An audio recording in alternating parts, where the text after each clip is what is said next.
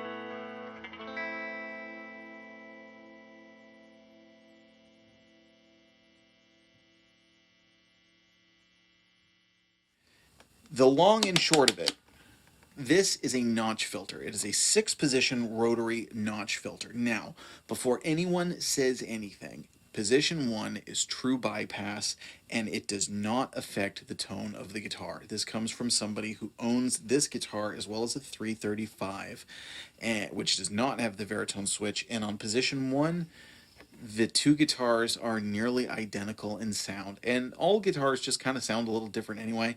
They're incredibly, again, near identical in sound. I don't think that in any way this sucks the tone, which is what a lot of people like to say, that somehow adding the extra circuitry in there inherently just makes this, bleh, it bogs it down or something. On position one, the Varitone is not engaged. It is basically like a guitar that does not have one. And so I don't think a Varitone should in any way be any deterrent if you're not into the sounds of what it is. Now, as a notch filter, what it does from positions 2 through 6 is it essentially filters out different mids, and there are capacitors. There's a different value capacitor on each setting, as well as a resistor, so that it doesn't pop when you turn the knob, which you can hear in the video. When I turn the knob, you don't hear any wacky kinds of noise things going on. The different value capacitors filter out different mid frequencies, and there are some very cool tones you can get out of the Veritone. There are some that you might never use. There are some that, you know, some people would call unusable. And I will say that they get kind of progressively, they make your signal progressively weaker the further you go. So number 2 is not really that much of a drop off from position 1. There's a tonal difference, but you're not really kind of losing too much power. By the time you get to number 6, I mean, it's like the classic kind of thing that people like to say is it's like you're listening to it through an old radio. And I think that's a pretty astute kind of metaphor for, you know, the sound that you're getting when you get that far. Realistically, for me, the sound that I like is position number 3, and position number 3 is very much like the old B.B. King or Freddie King tones that they would get from their 355s, which traditionally also had the Varitone. Now, the Varitone came out in the late 1950s. Originally, as far as I know, was on the 345 in 1959, I believe it is.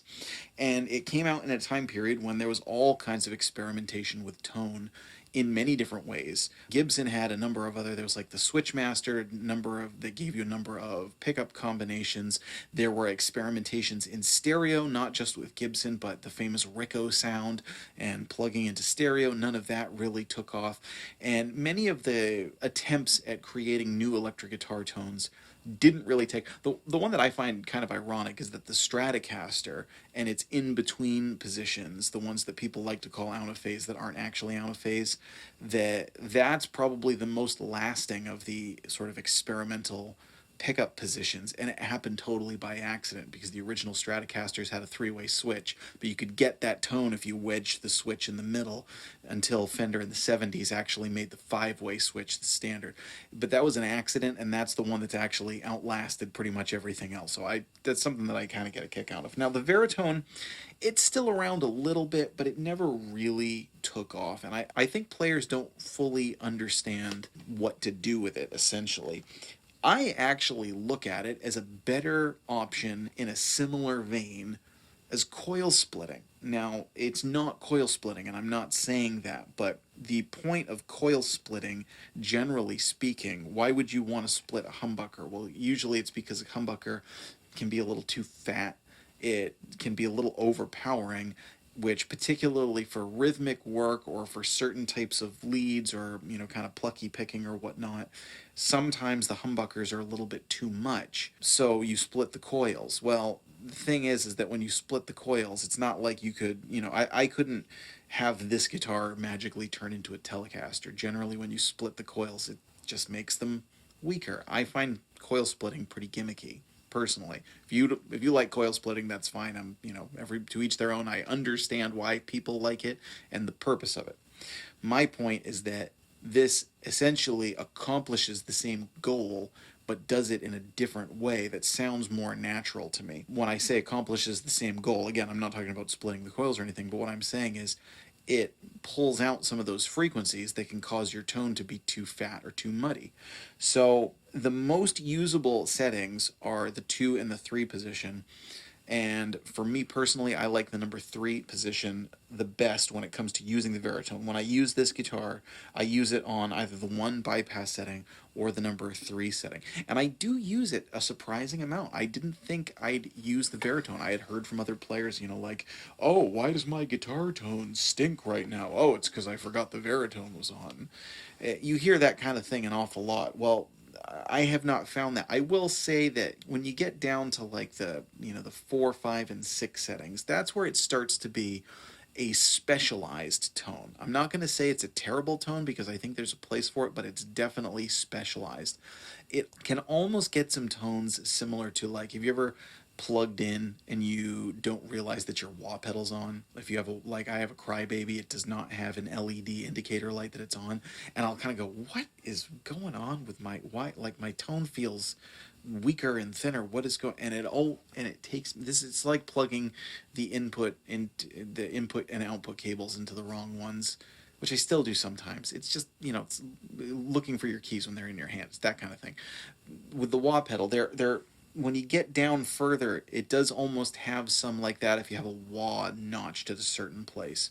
And again, that number 6 position here, it's very, very weak, but like that could be a creatively used tone. If you're purposefully recording something to make it sound very lo-fi and vintage, you could use that tone to very cool effect. It might not be something you use all the time, most likely won't be something that you use all the time, but it's another tool in your tonal arsenal. And again, with the fact that it is true bypass on the number 1 setting, there's not really a reason to not get a guitar if it has a Varitone.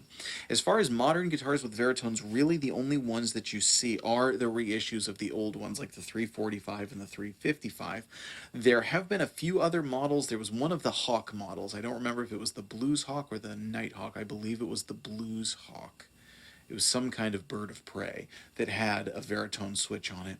And the ES-137 Custom had a Varitone switch on it, and those models never really became, they were around for a little bit, and I don't believe that Gibson makes them right now. And the Varitone switch has kind of just been relegated mostly to these vintage reissue models. So I don't necessarily want to say that it survived the test of time.